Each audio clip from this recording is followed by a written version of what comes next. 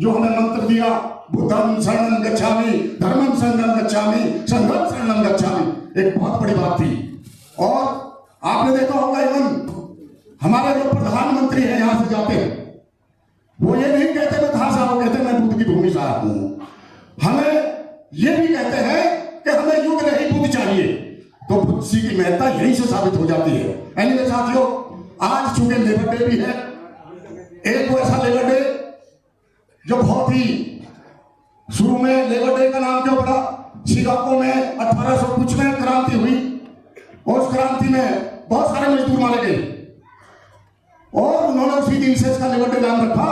और लेबर के लिए जो बाबा साहब ने 1941 से लेकर के 1940 तक जब वो परिषद के मेंबर थे, इंग्लिश टाइम में बहुत सुधार किए।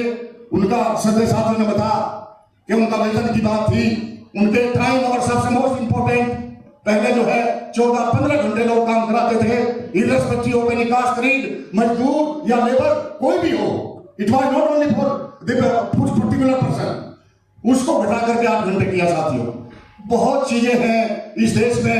जब सेकंड वर्ल्ड वॉर चल रहा था 1945 में, रुपए की प्रॉब्लम आई और जो शासन था इंग्लिश, उनके सामने प्रॉब्लम आई।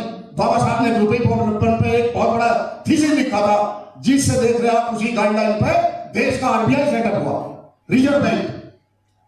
ये उनकी देन है, रिजर्व बैंक। इलेक्शन कमीशन उनकी देन है, फाइनेंस कमीशन उनकी देन है, एनी काइंड ऑफ कमीशन उनकी देन है। साथियों, और सबसे बड़ी देन, जिस संविधान और बुक पर, संविधान पर देश चल रहा है, बाबा साहब की देन रही, उनकी विद्वता रही, और उन जैसी डिग्री आज भी पूरे वर्ल्ड में शायद ही किसी के पास है। मैं अमेरिका गया, मैंने देखा जिस यूनिवर्सिटी में बाबा साहब पढ़ते थे, उस यूनिवर्सिटी में 250 साल का रिकॉर्ड देखा गया, और उस 250 साल के रिकॉर्ड में 100 लोग विद्वान लोग सेलेक्ट हुए, और उनमें से भी फिर 6 सेलेक्ट हुए, और उन 6 में से क्या हुआ, बाबा साहब नंबर 1